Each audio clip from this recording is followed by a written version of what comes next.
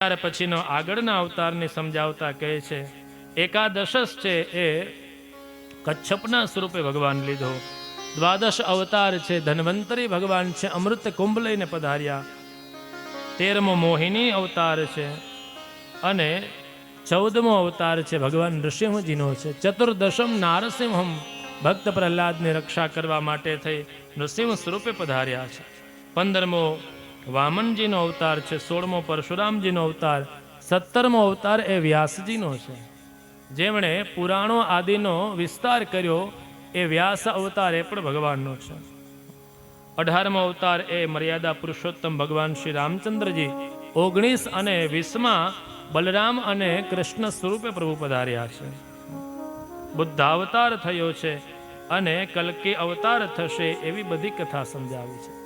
આ ઉપરાંત ધર્મ અને મનુ તરીકે પણ ભગવાને અવતાર ગ્રહણ કર્યા.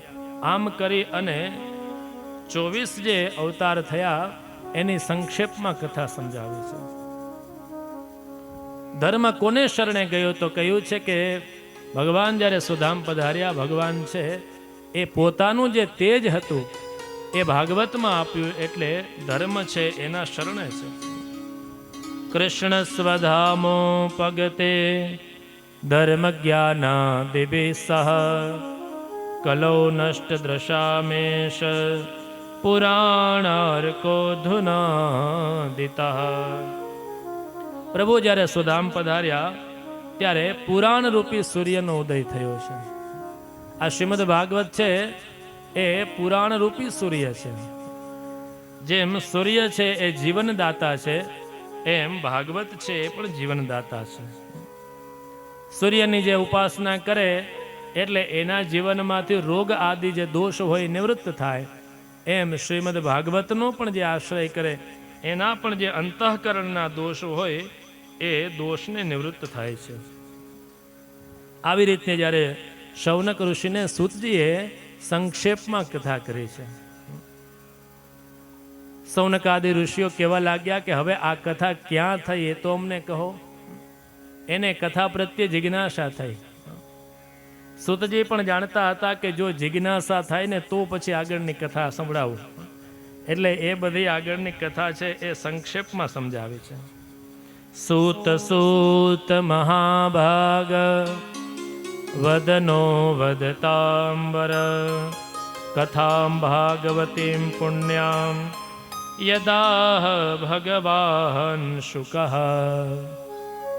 એ સૂતજી મહારાજ, આપે અમને કહ્યું કે પરીક્ષિત રાજા માટે થઈને સુખદેવજી મહારાજે કથા કરી, ત્યારે એ કથા સાંભળવા માટે હું પણ ત્યાં બેઠો હતો, તો એ બધી કથા અમને વિસ્તારથી કહો. એટલે સૂતજી મહારાજને ખ્યાલ આવ્યો કે આમના મનમાં કંઈક જિજ્ઞાસા થઈ છે, એટલા માટે થઈ અને આગળની કથા સંભળાવે. કોઈ પણ વેપારીને ત્યાં આપણે કંઈક ખરીદી કરવા જઈએ, કોઈક વસ્તુ આપણે એની પાસે માગીએ એટલે એ 1-2 વસ્તુ બતાવે, એટલે એને અંદાજ આવી જાય કે આ લેવા આવ્યા છે કે ખાલી ગામમાં ચક્કર મારવા આવ્યા ને ટાઈમ પાસ કરે છે. એને ખ્યાલ આવે કે આને કંઈક વસ્તુ જોઈ છે, તો એ પછી સારી સારી વસ્તુ બીજી બતાવે. એમ સૂતજીએ પણ પરીક્ષા કરી સંક્ષિપ્તમાં કથા કરીને કે અમને જો જિજ્ઞાસા જાગૃત થાય તો પછી આગળની વિશેષ કથા કરીએ, નહીંતર બીજું કોઈ એને કહેવાનો મતલબ નથી. કંઈક જાણવાની ઈચ્છા થઈ. પ્રશ્ન કર્યો કે સુખદેવજી મહારાજે 7 દિવસ સુધી એક સ્થાને બેસીને કથા કરી. અમે તો એવું સાંભળ્યું છે કે ગોદોહન થાય એટલો સમય જ સુખદેવજી મહારાજ એક ગૃહસ્થ નતા રહ્યા, તો આટલો સમય કેમ રહ્યા? ગોદોહનનો સમય શાસ્ત્રોમાં 6 મિનિટનો બતાવ્યો. 6 મિનિટ છે એ ગોદોહનનો સમય છે, તો એટલો સમય ભિક્ષા માગવા માટે થઈને રહે. અને આ પરીક્ષિત એ તો ચક્રવર્તી રાજા છે, પરમ ભાગવત છે, તો એને શાપ શું કામ લાગ્યો અને એને શું કામ અનશન વ્રત લેવું પડ્યું કે જે ગંગા કિનારે બેઠા એની કથા સંભળાવું. સૂતજી મહારાજ છે એ એમને આગળ કથા સંભળાવે છે. કહે છે કે મારા પિતા રોમહર્ષણી છે એ ત્રિવર્ણથી બહાર હતા, એટલે એને વેદ અધિકાર ન હતો, પણ વ્યાસજીએ એમને પુરાણ ભણાવ્યું છે. એ વ્યાસજીની આપને કથા કહું છું. જેને યજ્ઞોપવિત આદિ ધારણ કર્યા હોય એને જ વેદનો અધિકાર છે. સૂત હોવાથી, વેદ અધિકાર ન મળ્યો હોવાથી એને પુરાણ ભણાવવામાં આવ્યું. વ્યાસજીની કથા કહી છે. દ્વાપરે સમનુપ્રાપ્તે તૃતીયે યુગ પર્યયે જાતઃ પરાશરાદ યોગી વાસવ્યામ કલયા હરે. દ્વાપર યુગમાં પરાશર અને સત્યવતીને ત્યાં ભગવાનના અંશાવતાર સ્વરૂપે વ્યાસજી પધાર્યા છે. એમણે વેદના 4 વિભાગ કરાવ્યા અને વિધવિધ એના જે શિષ્યો હતા એમને સમજાવ્યા. એને ભણાવ્યા. પૈલ ઋષિને ઋગ્વેદ, જૈમિનીને સામવેદ, વૈશંપાયને યજુર્વેદ અને સુમંતુને અથર્વવેદ ભણાવ્યા. મારા પિતા જે રોમહર્ષણ હતા એમને પુરાણ ભણાવ્યા છે અને પુરાણોની કથા એણે શીખી છે. ત્યાર પછી એક વખત વ્યાસ મહર્ષિ છે પોતાના આશ્રમમાં ખિન્ન ચિત્તે બેઠા છે. આટલી શાસ્ત્રોની રચના કરી, વેદના વિસ્તાર કર્યા, પણ એના મનમાં શાંતિ નથી. આત્મનિરીક્ષણ કરતા હતા. મનમાં શાંતિ પ્રાપ્ત ન થાય તો ભાગવત કહે છે કે આત્મનિરીક્ષણ કરવું જોઈએ. વ્યાસ મહર્ષિએ આત્મનિરીક્ષણ કર્યું કે હજી શું એવું ખૂટે છે, પણ કોઈ એનું સમાધાન ન મળ્યું. એટલે ભગવાન ઠાકોરજી કંઈક પ્રેરણા કરે અને એમની પ્રેરણાથી જ વીણાનો નાદ કરતા કરતા નારદજી ત્યાં પધાર્યા છે. નારદજી પધાર્યા, વિધિવત રીતે એમની પૂજા કરી છે. નારદજી કહે છે કે હે પરાશર નંદન વ્યાસજી, આપ પ્રસન્ન છો? 2 પ્રકારના એમને ક્ષેમ કુશલ પૂછ્યા. શારીર આત્મા માનસ. શરીર સ્વસ્થ છે? આપનું મન સ્વસ્થ છે? વ્યાસજી નારદજીને કહે છે કે મારી પાસે બધું છે, પણ છતાંય મારા ચિત્તને શાંતિ મળતી નથી. અસ્તૈવ મે સર્વમિદં ત્વયોક્તમ તથાપિ નાત્મા પરિતુષ્યતે મે તન્મૂલમવ્યક્તમગાધ બોધમ પૃચ્છામહે ત્વાત્મભવાત્મભૂતમ. હે નારદજી, હે દેવર્ષિ, મારી પાસે બધું છે. 17 પુરાણની રચના કરી, વેદના વિસ્તાર કર્યા, પણ હજી મારા મનમાં શાંતિ નથી. એટલે હે નારદ મુનિ, આપને હું વિનંતી કરું છું કે આપ મને કંઈક માર્ગદર્શન આપો. નારદજી કેવા છે તો કીધું અગાધ બોધમ. જેની પાસે ખૂબ જ્ઞાન છે એવા નારદજી છે. આપ કંઈક માર્ગદર્શન કરો. નારદ મુનિ વ્યાસજીને કહેવા લાગ્યા કે હે વ્યાસજી, આપે ઘણું બધું લખ્યું છે, પણ કોઈ શાસ્ત્ર એવું નથી લખ્યું કે જેમાં ભગવાનના ગુણાનુવાદ હોય. તો એ ગુણાનુવાદ આપ ગાશો તો આપને મનને શાંતિ થશે. આપ ભગવાનનું કીર્તન કરો. નારદજીએ પોતાના પૂર્વજન્મનો વૃત્તાંત કહ્યો છે કે પૂર્વમાં એક હું ગંધર્વ હતો, ત્યાર પછી દાસીપુત્ર થયો, મહાપુરુષોનો મને સંગ મળ્યો અને એ સંગના કારણે થઈ અને મને ભગવાનની ભક્તિ પ્રાપ્ત થઈ. મહાપુરુષો અમારે ત્યાં પધાર્યા, મેં એમની ખૂબ સેવા કરી. સેવાનું પણ પ્રિયજનો બહુ મહત્વ. શુદ્ધ ભાવથી માણસ સેવા કરે તો સેવા કરનાર વ્યક્તિને જેની સેવા કરી હોય એના અંતઃકરણના આશીર્વાદ પ્રાપ્ત થાય. મહાપુરુષોની સેવા કરી. કહે છે કે એ ચાતુર્માસ ગાળવા માટે મહાપુરુષો આવ્યા હતા. એ કોઈ સામાન્ય મહાપુરુષો ન હતા, પણ ભાવિ સનતકુમારો હતા. એમણે એમને દિવ્ય જ્ઞાન આપ્યું છે, ગુહ્ય જ્ઞાન. એને મંત્ર આપ્યા છે, વાસુદેવ ગાયત્રી આપી છે કે આપ એનો જપ કરો. વિનંતી કરી કે મને આપની સાથે લઈ જાઓ ને, તો બતાવ્યું કે હજી આપની એક ફરજ બાકી છે. એ કાર્ય પૂર્ણ કરો. આપ આપના માની સેવા કરો, એમાંથી નિવૃત્ત થશો ત્યાર પછી આપ ભગવાનનું ભજન કરો. ફરજ છે એને પણ નિષ્ઠાપૂર્વક પૂર્ણ કરવી જોઈએ. નારદજી છે એ અંત સમયે ભગવાનની કીર્તન કરે, જે વાસુદેવ મંત્ર આપ્યો હતો એ મંત્રનો જપ કરે છે. માની સેવા તો ખૂબ કરી. એક સમયે માનું મૃત્યુ થયું અને વિચાર્યું કે આ પણ ભગવાને કૃપા જ કરી છે કે હવે હું ભગવાનનું ભજન કરી શકું.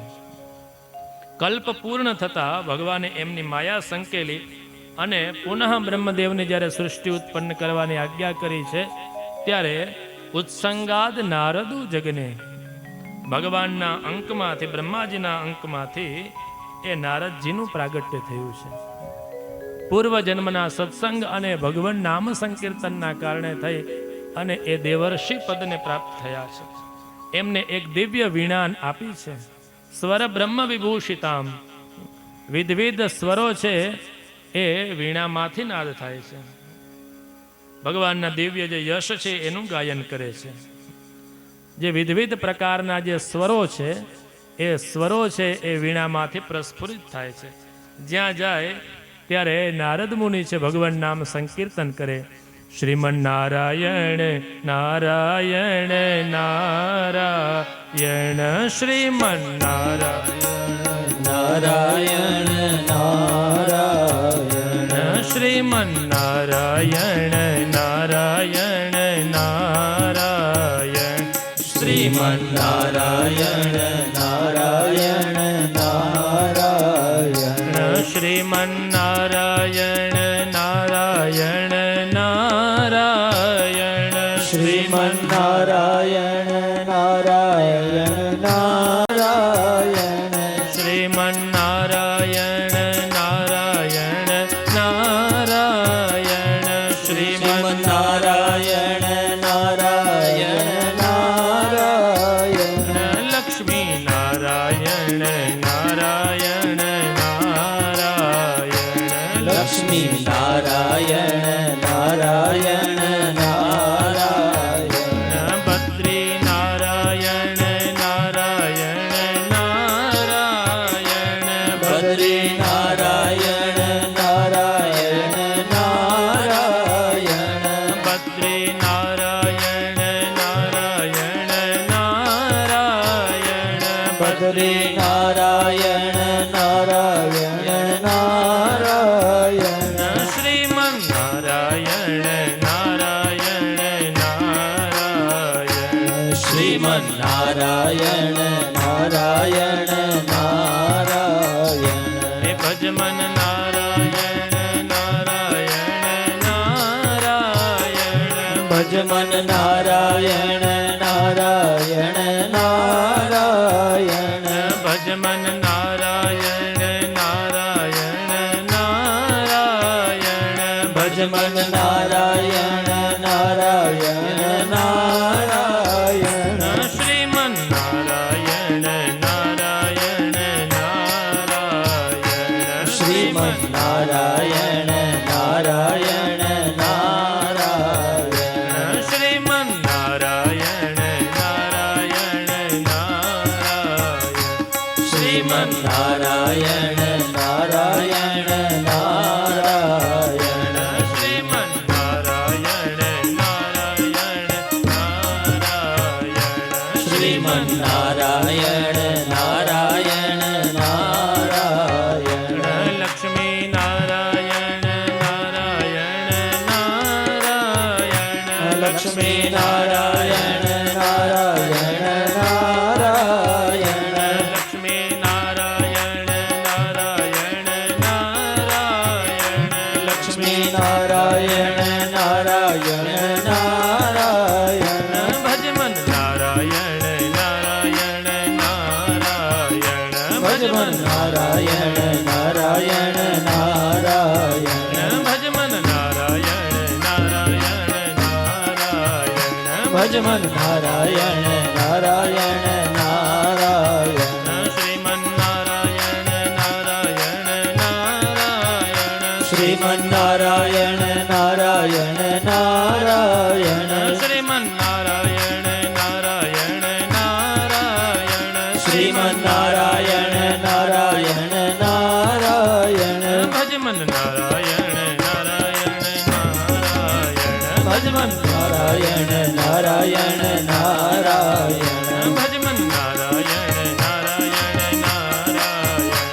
લક્ષ્મણ નારાયણ નારાયણ નારાયણ. લક્ષ્મી નારાયણ ભગવાન કી જય. દેવર્ષિ નારદે ભગવાનના નામ સંકીર્તનનો મહિમા વ્યાસજીને કહ્યો છે. કહે છે કે કલિકાલમાં માત્ર ભગવાન નામ સંકીર્તનનું ખૂબ મહત્વ છે. આ ભગવાનના ગુણાનુવાદ ગાઓ. નારદ મુનિએ પ્રેરણા આપી છે. વ્યાસ મહર્ષિ એમને ધન્યવાદ આપે છે. અહો દેવર્ષિ ધન્યોયમ યત કીર્તિમ સાંગધન્વનઃ. હે દેવર્ષિ આપ પધાર્યા, હું ધન્ય થયો છું. દેવર્ષિ નારદજી ત્યાંથી ભગવાન નામ સંકીર્તન કરતા કરતા વીણાનો નાદ કરતા કરતા ત્યાંથી પધાર્યા છે. અહીંયા ભાગવતજીની પ્રેરણા પણ નારદજીએ આપી અને વાલ્મીકી રામાયણ આદિની પ્રેરણા પણ નારદજીએ આપી છે. આપ આ દિવ્ય ગ્રંથોની રચના કરો. શ્રી સુખદેવજી મહારાજ પરીક્ષિત રાજાને કથા સંભળાવે એની પ્રેરણા પણ નારદજી આપે છે. સુખદેવજી મહારાજને તો કોઈ સ્થાને બેસવાનું કાર્ય નથી. એમને કોઈ જરૂરિયાત નથી કે એક સ્થાને બેસી જે પિતાનો જ આશ્રમ છોડીને જતા રહે એ બીજા કોઈ માટે શું કામ બેસે. પણ એમને પણ નારદજીએ પ્રેરણા આપી હતી કે આપ પરીક્ષિત રાજાને કથા સંભળાવો. અને નારદજીની પ્રેરણાથી જ શ્રી સુખદેવજી મહારાજ છે એ પરીક્ષિત રાજાને કથા સંભળાવે. એવી મહાપુરુષો આપણને કથા કહે છે. તો અનેક લોકોના પ્રેરણા એ નારદ મુનિ છે. સુતજીને સૌનક મુનિએ પૂછ્યું કે નારદજી ત્યાંથી પધાર્યા પછી વ્યાસજીએ શું કર્યું? બ્રહ્મ નદ્યામ સરસ્વત્યામ આશ્રમ પશ્ચિમે તટે શમ્યા પ્રાસ ઇતિ પ્રોક્ત ઋષિણામ સત્વવર્ધન. સરસ્વતી નદીના પશ્ચિમ તટે સમ્યાપ્રાસ નામનો વ્યાસજીનો આશ્રમ. નારદજી ત્યાંથી પધાર્યા છે ત્યાર પછી એમણે ભગવાનના સ્વરૂપનું ચિંતન કર્યું છે. ભગવાનના સ્વરૂપનું ચિંતન કરતા કરતા એમને ભગવાનના દિવ્ય દર્શન થયા છે. અને નારદજીની પ્રેરણાથી ભગવાનની કૃપાથી એમણે દિવ્ય સાત્વત સંહિતા એવી શ્રીમદ ભાગવતનું લેખન કર્યું છે. કહેવાય છે શ્રીમદ ભાગવત એ સમાધિ ભાષા છે. વ્યાસજીને જે પ્રેરણા થઈ એ કથા એમણે કરી છે. શ્રીમદ ભાગવતની દિવ્ય રચના થઈ છે. એ શ્રીમદ ભાગવત એ વ્યાસજીએ સુખદેવજીને આપ્યું ને સુખદેવજીએ પરીક્ષિતને આપ્યું છે.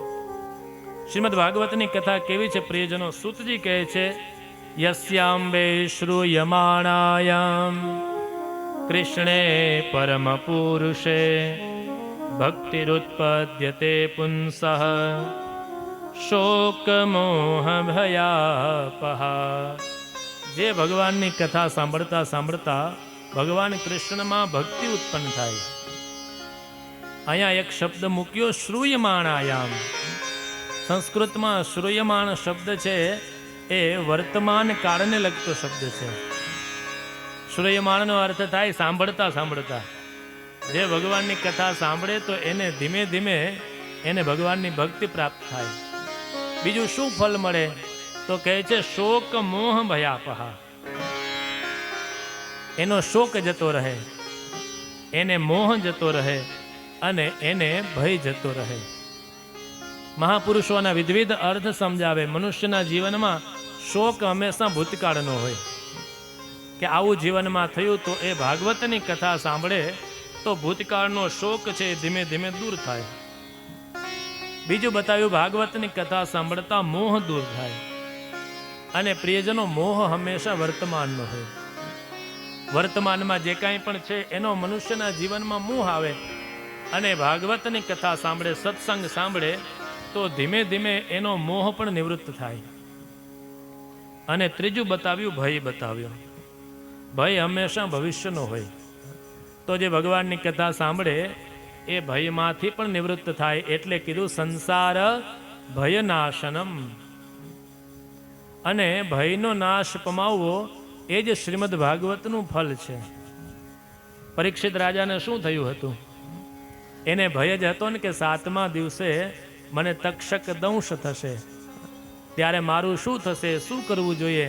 તો એના માટે થઈને શ્રી સુખદેવજી મહારાજે દિવ્ય ભાગવતની કથા કરી. સૌનકાદી કહે છે કે કેવી રીતે ભાગવતની કથા માટે સુખદેવજી મહારાજ પ્રેરિત થયા. એ તો જન્મતાની સાથે જ ભાગવા લાગ્યા હતા. ભગવાનની માયાનો એને સ્પર્શ ન થાય એટલે માતાના ગર્ભમાંથી બહાર આવીને સીધા ભાગવા લાગ્યા. વ્યાસજી એમની પાછળ પાછળ દોડ્યા છે. જેમણે આટલા ગ્રંથોની રચના કરી હોય એ પુત્રના મોહમાં કોઈ વિરહની અવસ્થામાં એની પાછળ ન ભાગે. પણ મહાપુરુષો આપણને એવું કહે કે એની પાસે જે ગ્રંથ હતો એ કોઈ સતપાત્રને પ્રાપ્ત થાય એના માટે થઈ એની પાછળ ભાગ્યા છે. વનમાં ગયા સુખદેવજી મહારાજ પાછા આવતા નથી. પુત્ર પુત્ર કહીને ગયા છે, એમને પાછા ન આવ્યા. આશ્રમમાં કેમ પાછા લઈ આવવા એના માટે વિચાર કરે છે. આશ્રમ તરફ કેમ આકર્ષિત થાય.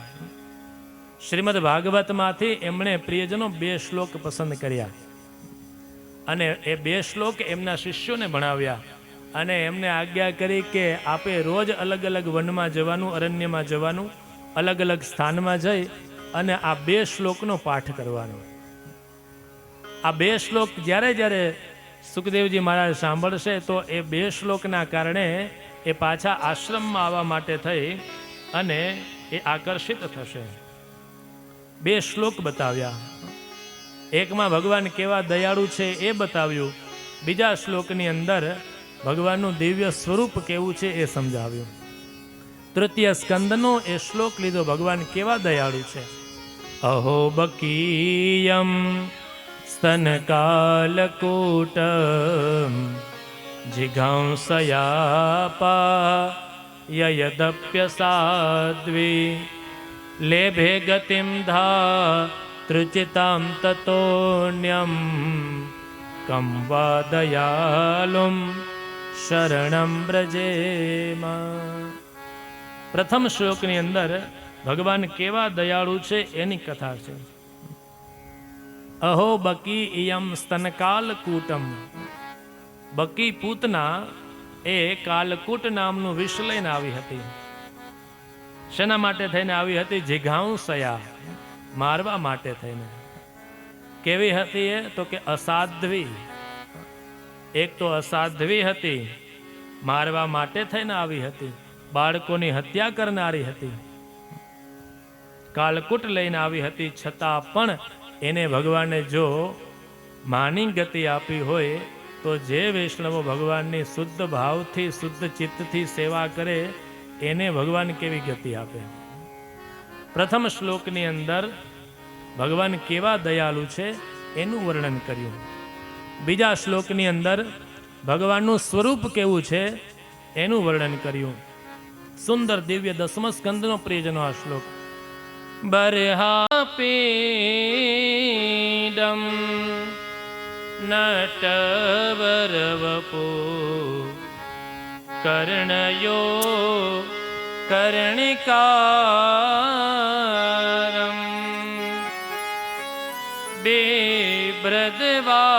બિભ્રદવાસ કનકકપિશમ વૈજયંતિમ ચ માલામ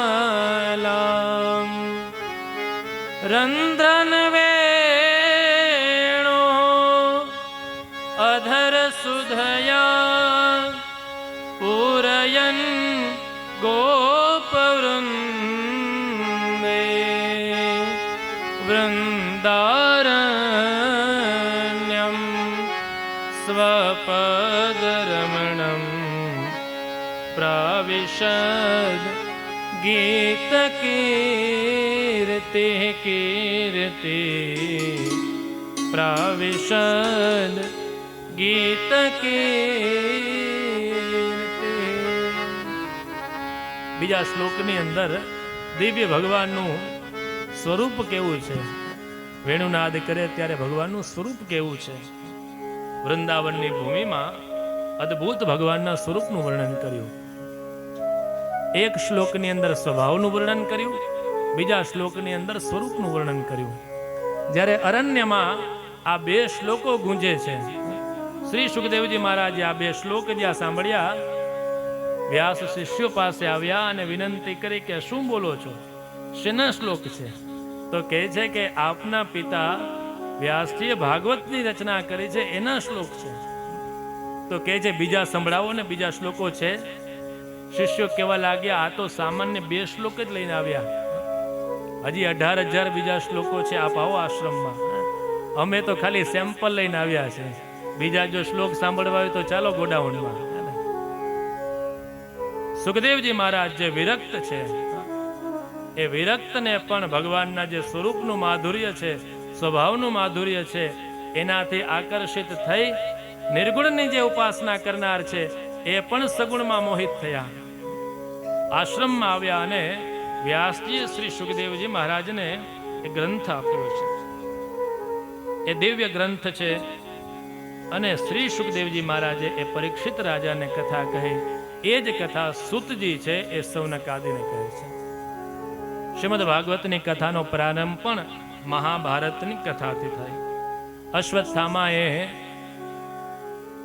દુર્યોધન આદિને રાજી કરવા માટે થઈ પાંડવોને મારવાના બહાને પાંડવ પુત્રોનો વધ કરે છે, નાના નાના બાળકોનો વધ કર્યો છે.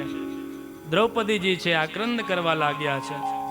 અર્જુને પ્રતિજ્ઞા કરી છે કે આતતાઈનું મસ્તક સૂર્યાસ્તની પહેલા લઈ આવીશું. એની પાછળ જ્યાં અર્જુનજી જાય છે, ભગવાન રથમાં લઈને જાય છે. અશ્વત્થામાને ખ્યાલ આવ્યો હવે મારું મૃત્યુ નજીક છે. એણે બ્રહ્માસ્ત્રનું સંધાન કર્યું છે. બ્રહ્માસ્ત્ર જ્યાં છોડ્યું છે સામેથી ખૂબ તેજ આવતું હતું. અર્જુનજી ભગવાનને વિનંતી કરે છે, આ શું આવે છે? ભગવાન કહે છે એણે બ્રહ્માસ્ત્ર છોડ્યું છે. મોટા મોટું અસ્ત્ર એ બ્રહ્માસ્ત્ર છે. કહે છે એના ગુરુ છે એ દ્રોણાચાર્યજીએ એમને એ વિદ્યા આપી છે. આમ તો બંને એના જ શિષ્ય છે દ્રોણાચાર્યજીના, પણ એક પુત્ર હતો અને બીજો પાત્ર હતો. પુત્ર હતો એને અડધી વિદ્યા આપી, પાત્ર હતો એને બધી વિદ્યા આપી છે. અશ્વત્થામાને બ્રહ્માસ્ત્ર છોડતા આવડતું હતું, પાછું લેતા ન આવડતું હતું, પણ અર્જુનને બ્રહ્માસ્ત્ર છોડતા પણ આવડતું હતું અને એને પાછું એનું વિસર્જન કરતા પણ આવડતું હતું. મહાપુરુષો સમજાવે કે પાત્ર હોય એને પૂરેપૂરી વિદ્યા પ્રાપ્ત થાય છે. ભલે પુત્ર હતો પણ પાત્ર ન હતો અને વિદ્યા દ્વારા પ્રાપ્તતા આવે છે. ભગવાનની પ્રેરણાથી અર્જુને સામે બ્રહ્માસ્ત્ર છોડી અને એ બ્રહ્માસ્ત્રને પાછું સંકીર્ણ કર્યું છે. પશુમ રસનયા યથા, જેમ દોરડાથી પશુને બાંધે એવી રીતે બાંધીને અશ્વત્થામાને લઈને આવ્યા છે. અશ્વત્થામા છે એ આતતાઈ છે અને આતતાઈનો વધ કરવો એવી શાસ્ત્રની આજ્ઞા છે. કેનો કેનો વધ કર્યો એણે? તો કે અગ્નિ દો ગરદશ્ચૈવ, આ બધા આતતાઈ છે. અગ્નિ આપે, જે ઝેર આપે, શસ્ત્ર પાણી ધન લઈ લે, આવા બધા જે આતતાઈ હોય, જે નિર્દોષને મારે, એનો વધ કરવો જોઈએ.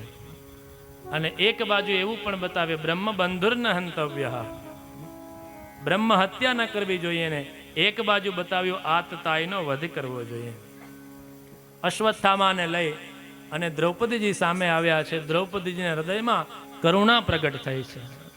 કહે છે મુચ્યતા મુચ્યતા મેષ બ્રાહ્મણો નિતરામ ગુરુ. આને આપ છોડી દો.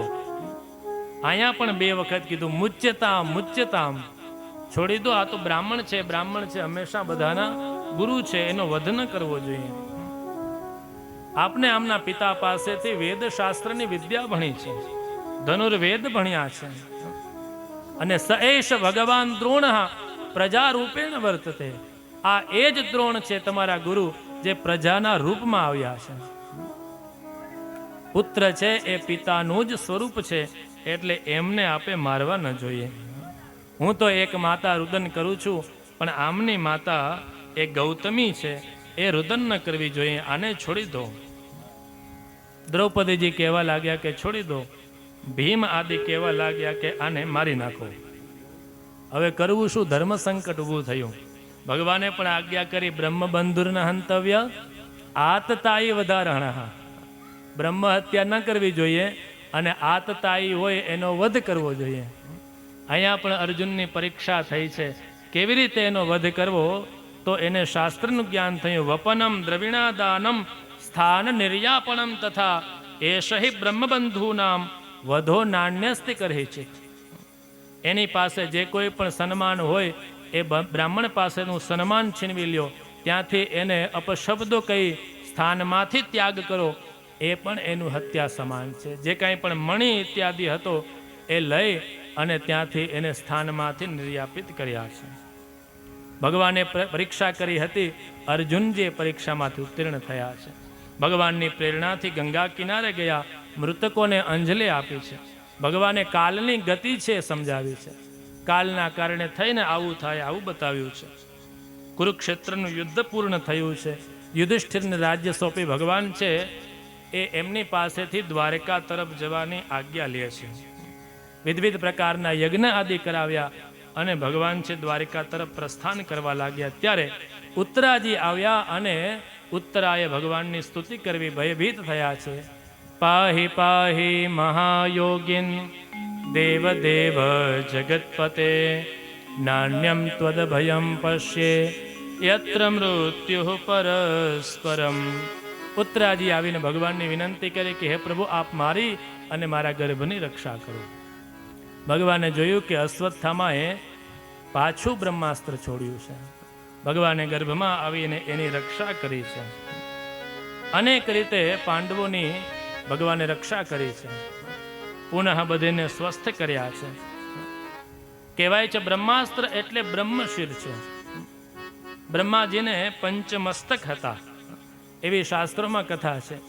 એક એક મસ્તકમાંથી એક એક વેદનું જ્ઞાન હતું અને પંચમ મસ્તક હતું, એમાંથી આવા વિવિધ પ્રકારના અસ્ત્રો ઉત્પન્ન થતા હતા કે જ્યારે મહાદેવજીને ખ્યાલ આવ્યો કે આ અસ્ત્ર છે વિનાશક છે, એટલે ત્યારે એમણે પંચમ મસ્તક હતું એને દૂર કર્યું અને ત્યારથી બ્રહ્માજી છે ચતુર્મુખ થયા છે. ભગવાન પુનઃ હવે દ્વારકા પધારવાની તૈયારી કર્યા છે. વિનંતી કરી રજા માગી રહ્યા છે. ભગવાન કહે છે કે હવે મારું કાર્ય પૂર્ણ થયું છે, અમને આપ દ્વારકા જવાની અનુમતિ આપો. કુંતામાં આવી અને ભગવાનને રોકે છે. કુંતામાયા આવીને દિવ્ય શ્લોકોમાં ભગવાનની સ્તુતિ કરી છે. નમસ્યે પુરુષમ ત્વાદ્યમ ઈશ્વર પ્રકૃતે પરમ અલક્ષ્યમ સર્વભૂતાનામ અંતર્બહિરવસ્થિતમ. હે પરમ પુરુષ ઈશ્વર, અમે આપને પ્રણામ કરીએ છીએ. આપ થોડા સમય માટે રોકાઈ જાઓ. કુંતામાની સ્તુતિ પણ ભાગવતમાં અદ્ભુત છે. ભાગવતમાં વિવિધ પ્રકારની પ્રિયજનો સ્તુતિ આવે, એમાંની એક સ્તુતિ એ કુંતામાની સ્તુતિ છે. કુંતામા વિનંતી કરે છે કે અનેક પ્રકારના અમારા ઉપર વિપત્તિ આવી, ત્યારે હે પ્રભુ આપે અમારી રક્ષા કરી છે. હવે તો સુખ આવ્યું છે અને એ સમયે આપ અમને છોડીને જાઓ છો.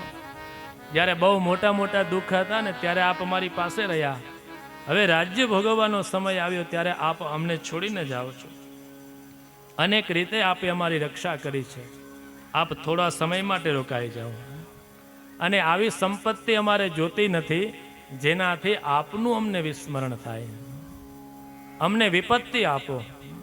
કુંતામાએ વિપત્તિ માગી, પણ માત્ર પોતા માટે જ નહીં. વિપદઃ સંતુ નઃ સસ્વત. નહ એટલે અમારા બધે માટે. અમારા બધેને આપ વિપત્તિ આપો કે જે વિપત્તિમાં આપ અમારી પાસે રહો. કોઈ પણ પ્રકારની વિપત્તિ આવે, ભગવાનનું સ્મરણ કુંતામાં કરે, પાંડવો કરે, એટલે દરેક પ્રકારની વિપત્તિ છે દૂર થાય. વૃંદાવનના અને વ્રજના સુંદર જે કથાકારો છે આ પદ ગાય. બ્રિજ કે નંદલાલા राधा जी के सांवरिया सब दुख दूर हुए जब तेरा नाम लिया ओ ब्रिज के नंद लाला राधा जी के सांवरिया सब दुख दूर हुए जब तेरा नाम लिया एको न मिटाए उसे जिसे तूने राख लिया सब दुख दूर हुए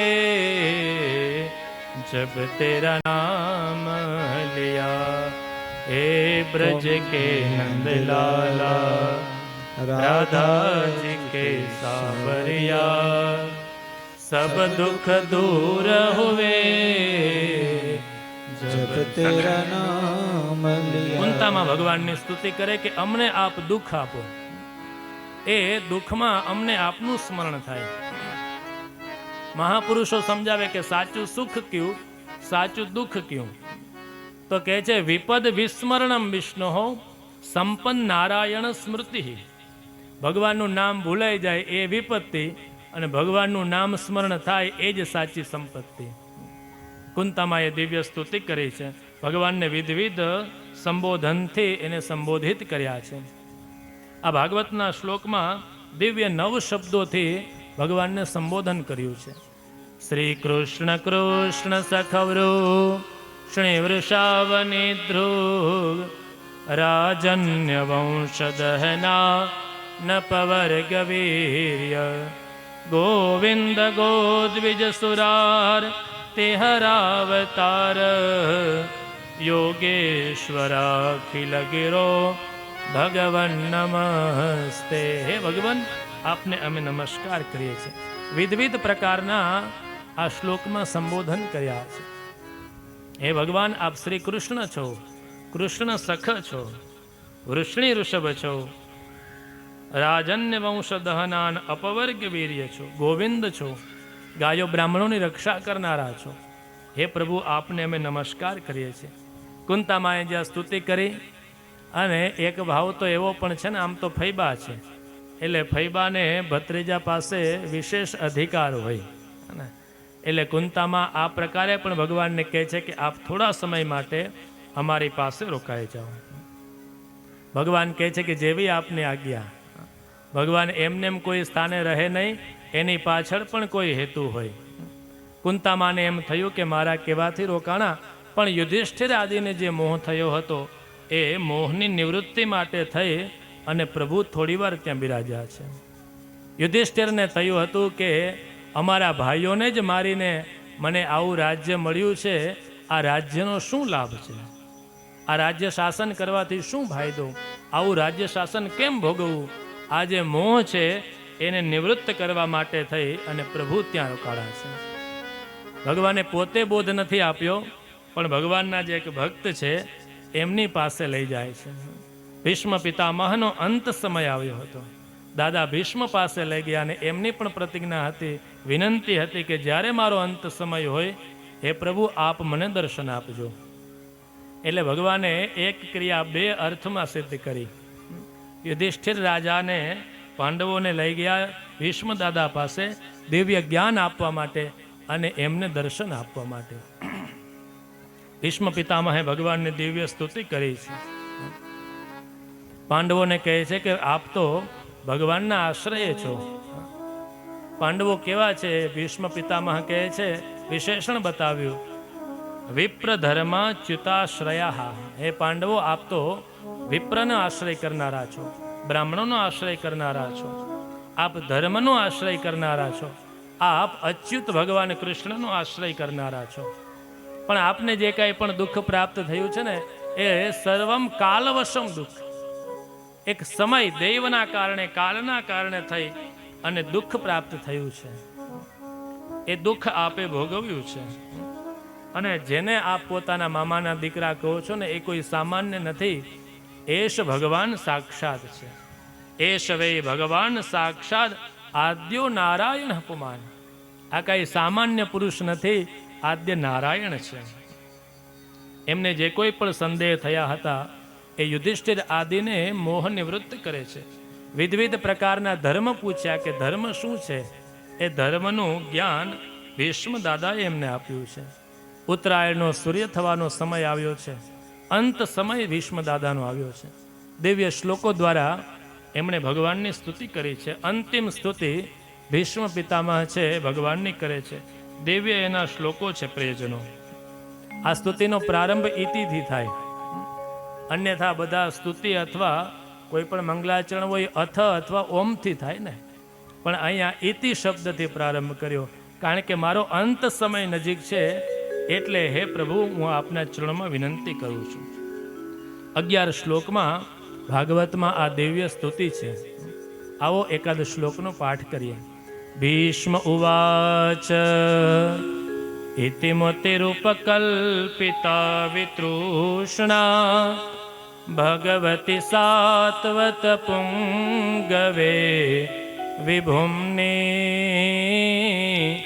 સ્વસુખમુપગતે ક્વચિદ વિહરતો પ્રકૃતિમુપેયુષ્યાદ ભવ પ્રવાહ.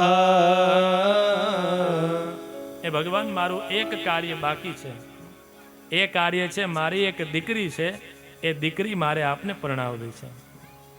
કઈ દીકરી? તો કહે છે ઇતિમતિ રૂપકલ્પિતા વિતૃષ્ણા.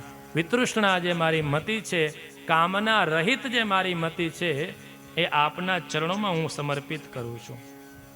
ભગવાન આપનું સ્વરૂપ કેવું છે? ભીષ્મ દાદા કહે ત્રિભુવન કમનમ તમાલવહરણમ રવિકર ગૌરવ રામબરમ દધાને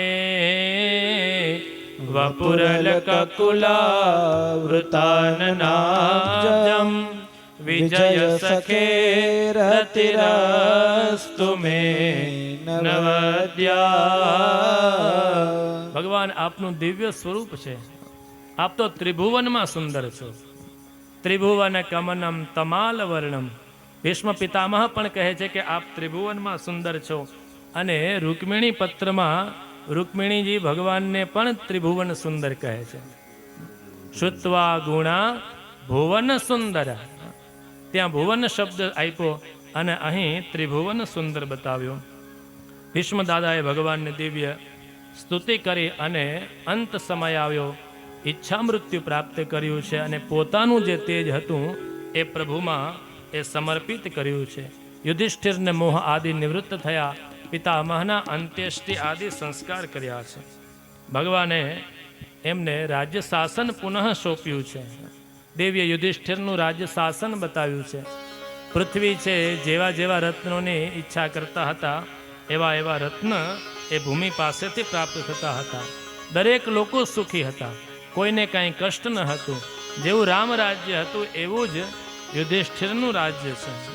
ફરી ભગવાન છે એ દ્વારકા જવા માટે તૈયાર થયા છે. સૌ પાસેથી વિદાય લઈ રહ્યા છે. ભગવાન જ્યારે ત્યાંથી પધાર્યા છે, હસ્તિનાપુરની સ્ત્રીઓ ભગવાનની દિવ્ય સ્તુતિ કરવા લાગી છે.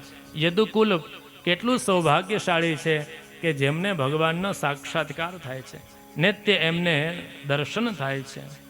ભગવાન ત્યાંથી પધાર્યા. વિવિધ ક્ષેત્રમાં વિવિધ નગરોમાં દેશોને પ્રાર્થ કરતા કરતા અંતે આનર્ત પ્રદેશમાં આવ્યા અને પોતાનો જે પાંચજન્ય શંખ હતો એ પાંચજન્ય શંખના નાદ દ્વારા દ્વારકાવાસીઓને ભગવાને સમાચાર આપ્યા કે હવે અમે પધારી રહ્યા છીએ. દિવ્ય પાંચજન્ય શંખનો નાદ થયો છે. જે વેણુનાદ કરતા હતા એ ભગવાન દ્વારકા પધારી અને દિવ્ય પાંચજન્ય શંખ વગાડે છે. દ્વારકાવાસીઓ પણ ખૂબ રાજી થયા. ભગવાન, અમે તો અનાથ થઈ ગયા હતા, હવે આપે પધારીને અમને સનાથ કર્યા છે. દિવ્ય રાજમાર્ગોને સુશોભિત કર્યા છે. ભગવાનનું દિવ્ય સ્વાગત થયું છે. ભગવાનનું સ્વાગત કરતા માતા પિતાને પ્રણામ કરી પોતપોતાના ભવનોમાં પધાર્યા છે. આગળ જતા સુતજી સૌનકાદિને પરીક્ષિત રાજાના આગળના રાજ્ય શાસનની કથા કહે છે. એના જન્મની કથા સંભળાવે છે. ભગવાને જેની રક્ષા કરી હતી ઉત્તરાના ગર્ભમાં એ પરીક્ષિતનો જન્મ થયો છે. યુધિષ્ઠિરે જાત કર્મ આદિ સંસ્કાર કર્યા છે. બ્રાહ્મણોને બોલાવ્યા, જ્યોતિષ ફલ કથન કીધું છે. કેવા રાજા થશે, અનેક પ્રકારના ગુણો બતાવ્યા પરીક્ષિતના. પાર્થ પ્રજાવિતા સાક્ષાત ઇક્ષ્વાકુ રિવમાનવઃ બ્રાહ્મણ સત્યસંધશ્ચ રામો દાશથિર્યતા.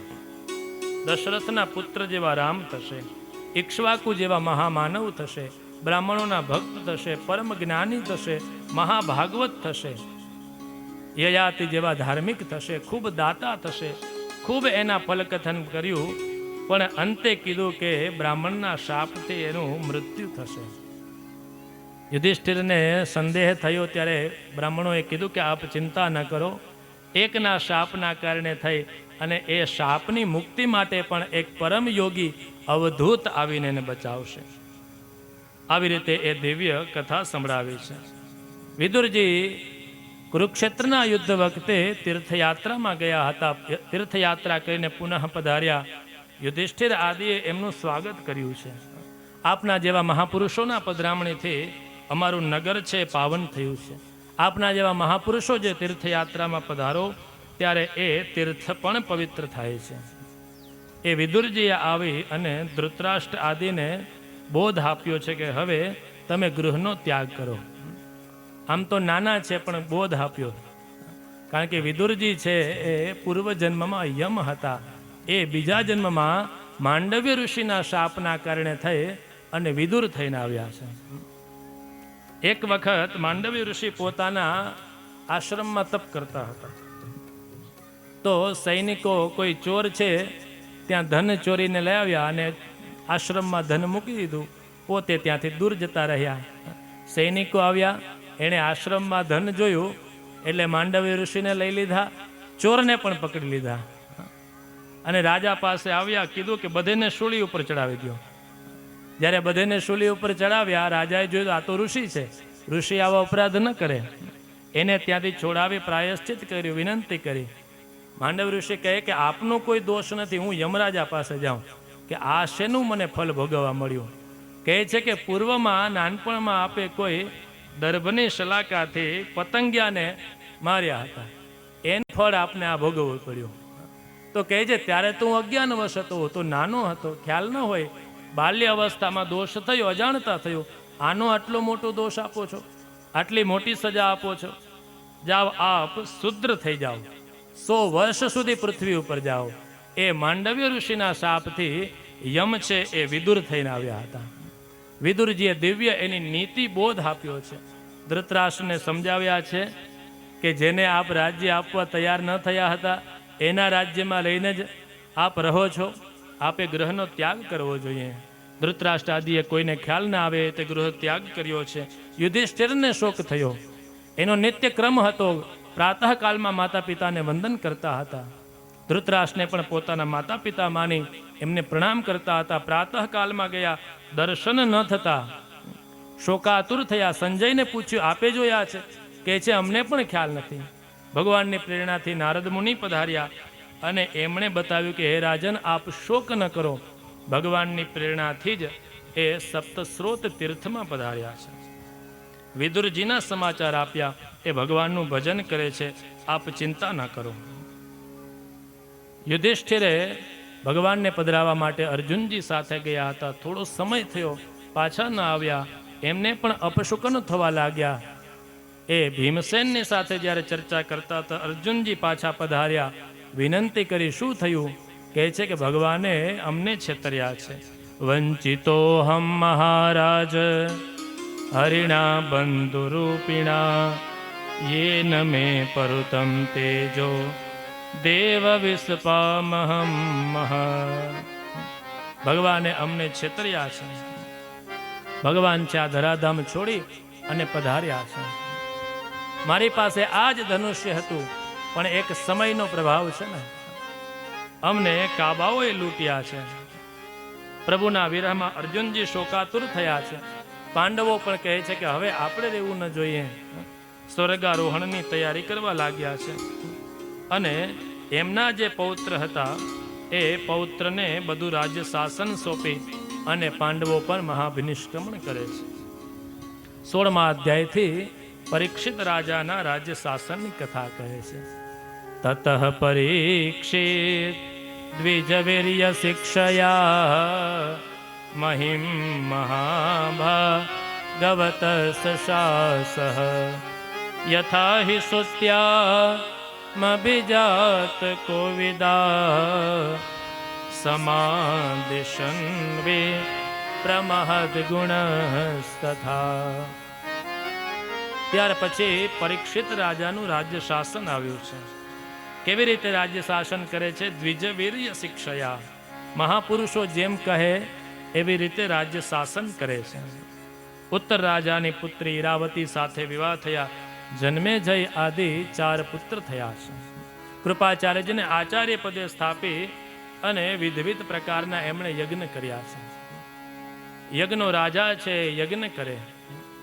યજ્ઞના પણ શ્રીમદ ભગવદ્ ગીતામાં દિવ્ય પ્રકાર બતાવ્યા. સાત્વિક યજ્ઞ, રાજસ યજ્ઞ અને તામસ યજ્ઞ. વિવિધ પ્રકારના યજ્ઞ કરે છે. એક વખત દિગ્વિજય કરવા માટે થઈને નીકળ્યા ત્યારે સરસ્વતી નદીના કિનારે એક ગાય અને વૃષભનો દિવ્ય સંવાદ ચાલે છે. પૃથ્વી અને ધર્મનો સંવાદ ચાલે છે. ધર્મ છે એના 4 ચરણ છે: તપ, શૌચ, દયા, સત્ય. પણ આ કલિકાલના પ્રભાવથી એ ધર્મ છે સત્ય નામના એક ચરણ પર રહે છે. કહે છે કે જ્યારથી પ્રભુ પધાર્યા છે આ કલિકાલના કારણે થઈ, સમયના કારણે થઈ ધર્મ અને પૃથ્વીની હાલત થઈ છે. રાજાએ જ્યાં આ વાત સાંભળી કીધું કે એ કલીને હું હમણાં દંડ આપું છું. મારા રાજ્યમાં ધર્મ છે સુરક્ષિત હોવો જોઈએ. કલીને દંડ આપતા કહે છે ન વર્તિતવ્યમ ભવતા કથંચન ક્ષેત્રે મદીયે ત્વમ ધર્મ બંધુ. હે અધર્મ, તારે મારું જ્યાં શાસન છે ત્યાં રહેવું જોઈએ નહીં, આ છોડીને જતો રહે. કલી તો એ રાજાના શરણમાં આવ્યો છે અને વિનંતી કરી શરણાગત થયો. કહે છે કે હું ક્યાં જાઉં, જેટલું કાંઈ પણ છે બધું તમારું છે. કોઈ ભૂમિ એવી બાકી નથી કે જ્યાં આપનું શાસન ન હોય. અમે કોના શરણમાં જઈએ? હું તો શરણાગત થયો છું અને જે શરણાગત હોય એની રક્ષા કરવી એ રાજાનો ધર્મ છે. એટલે પરીક્ષિત છે એ સારગ્રહી રાજા છે. ખબર હતી કે આનામાં અનેક દોષ છે પણ એક મોટો ગુણ પણ છે. એટલા માટે એને બતાવ્યું કે તારે અમુક જે સ્થાન છે એમાં તારે નિવાસ કરવો. દ્યુતમ પાનમ સ્ત્રિયસ્સુના યત્રા ધર્મશ્ચતુર્વિધઃ. દ્યુતમ મદિરાપાનમ, વ્યભિચાર, હિંસા આદિ સ્થાન બતાવ્યા છે કે એમાં તારે રહી અને નિવાસ કરવો જોઈએ. પુનઃ આવીને યાચના કરી ત્યારે અધર્મયુક્ત જે સુવર્ણ છે એમાં એને સ્થાન આપ્યું છે. અનીતિનું જે સુવર્ણ છે એમાં પણ કલીનો વાસ છે. આ 5 સ્થાન આપ્યા એટલે એની સાથે સાથે અસત્ય, મદ, કામ, વૈર અને રજોગુણ હિંસા આદિ બીજા એને સ્થાન પ્રાપ્ત થયા છે. કલિકાલને આવા સ્થાન આપ્યા છે અને સારગ્રહી પરીક્ષિતે એને ભગવાનની સહાયતા માગી છે. કલિકાલમાં અનેક દોષ હતા પ્રિયજનો, પણ એક મોટો ગુણ છે. કલિકાલમાં જે કોઈ પણ મનુષ્ય સત્કર્મ કરે એનું ફલ એને તરત મળે. અન્ય યુગોમાં તપ કરવાથી, ધ્યાન કરવાથી જે ફલ પ્રાપ્ત થતું નથી એ કલિકાલમાં માત્ર ને માત્ર ભગવાનનું નામ સંકીર્તન કરવાથી પ્રાપ્ત થાય છે.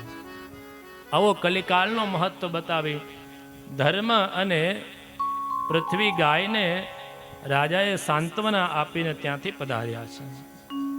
ભગવાન નામ કીર્તનનું મહિમા સમજાવ્યું છે. આગળ જતા પરીક્ષિત રાજાની કથા સંભળાવી.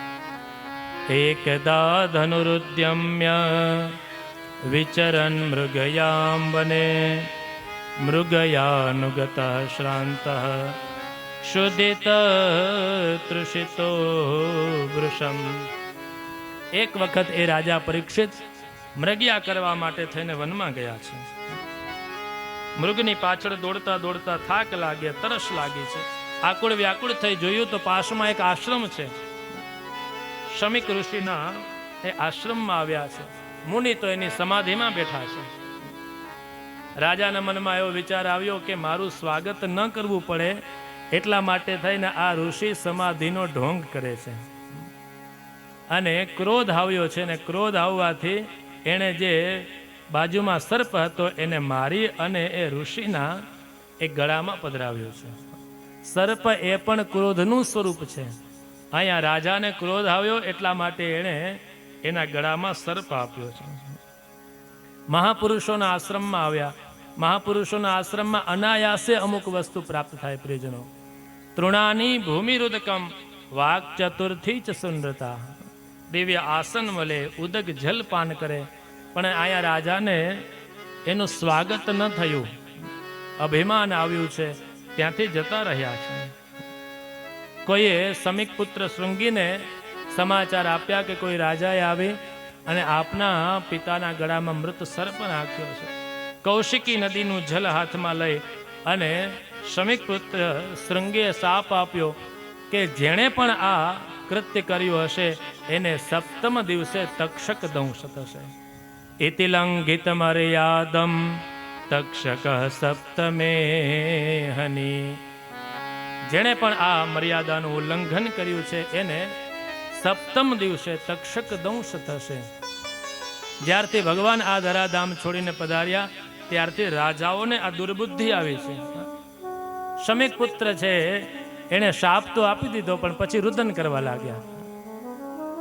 રુદન કરવા લાગ્યા એટલે તરત ઋષિ જાગૃત થયા. પૂછ્યું, કેમ બેટા રડો છો? કોઈએ બતાવ્યું કે આપના ગળામાં મૃત સર્પ આપ્યું એટલે એ શૃંગીએ શાપ આપ્યો છે, સર્પના સામે શાપ આપ્યો છે. સમીક મુનિ તો દયાળુ છે, બતાવ્યું કે રાજા એ તો ભગવાનનો અવતાર છે.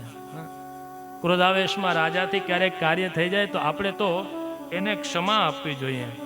ભગવાનના ભક્તોનું કાર્ય જ એ છે કે જે અન્યને ક્ષમા આપે. આપે આવું કાર્ય ન કરવું જોઈએ. ઠપકો આપ્યો છે. આપ જે એને શાપ આપો છો ને એ આપણી સાધના ઓછી થાય. કોઈને આશીર્વાદ આપીએ કે કોઈને શાપ આપીએ એ આપણી પાસે જે સાધના હોય એનું ફળ આપણે એને આપીએ. સાધના છે એનાથી બેટા નષ્ટ થાય. આપણે ક્રોધ ન કરવો જોઈએ. રાજા પણ જ્યારે પુનઃ રાજ્યમાં આવ્યા છે ત્યારે એને પણ પશ્ચાતાપ થયો. મસ્તક ઉપરથી એક મુગટ છે ઉતાર્યો અને એ મુગટ ઉતારતા મનમાં પશ્ચાતાપ થયો. અહો મયા નીચ મનાર્યવત કૃતમ. મેં આજે કેવું કર્યા, જે અધમ માણસ કરે, નીચ માણસ કાર્ય કરે એવું કાર્ય કરીને આવ્યો છું. કહે છે કે આ તો મહાભાગવત રાજા, આવું શું કામ કર્યું? તો કહે છે એણે જે મસ્તક ઉપર જે મુગટ ધારણ કર્યો હતો ને એ અધર્મના શાસનથી એ સુવર્ણ મુગટ હતો. પોતે જ્યાં સ્થાન આપ્યું હતું ને પંચમ, એ જ સુવર્ણ મુગટ. જરાસંધ સાથે જ્યારે યુદ્ધ કરવા ગયા હતા ભીમસેન એ મુગટ લઈને આવ્યા હતા જરાસંધનો. યુધિષ્ઠિર રાજાએ બધાને આજ્ઞા કરી કે કોઈએ પણ આ મુગટ ધારણ કરવો નહીં. એક જગ્યાએ એક સ્થાનમાં રાખ્યા. પરીક્ષિત રાજાને આજે આ કાલવશ છે એ મુગટ ધારણ કર્યો અને આવું અધર્મનું કાર્ય થયું. પશ્ચાતાપ કરતા હતા. આ બાજુ સમીક મુનિએ ઋષિકુમારોને મોકલ્યા અને બતાવ્યું કે આપ રાજાને જઈને વિનંતી કરો કે ઋષિપુત્રએ આપને શાપ આપ્યો છે, આપ ભગવાનનું ભજન કરો. આ બાજુ પરીક્ષિત છે એ પણ પશ્ચાતાપ કરતા હતા. એવામાં ઋષિકુમારો ત્યાં પધાર્યા અને બતાવ્યું કે આપને શાપ આપ્યો છે, સપ્તમ દિવસે આપનું મૃત્યુ થશે. પરીક્ષિત રાજા વિચારવા લાગ્યા કે આ શાપ નથી, બ્રાહ્મણોનો મને આશીર્વાદ મળ્યો છે. ખબર નહીં કલકી, ખબર નહીં પલકી, બાત કરે કલકી. માણસને પલમાં શું થવાનું છે ખબર નથી, પણ આ બ્રાહ્મણોએ તો મને આશીર્વાદ આપ્યો કે હે રાજા, 7 દિવસ સુધી મૃત્યુ તારું કાંઈ બગાડી નહીં શકે. એણે મને માત્ર શાપ નથી આપ્યો પણ વરદાન આપ્યું છે કે આપ હવે આ સમયમાં ભગવાનનું નામ સંકીર્તન કરો.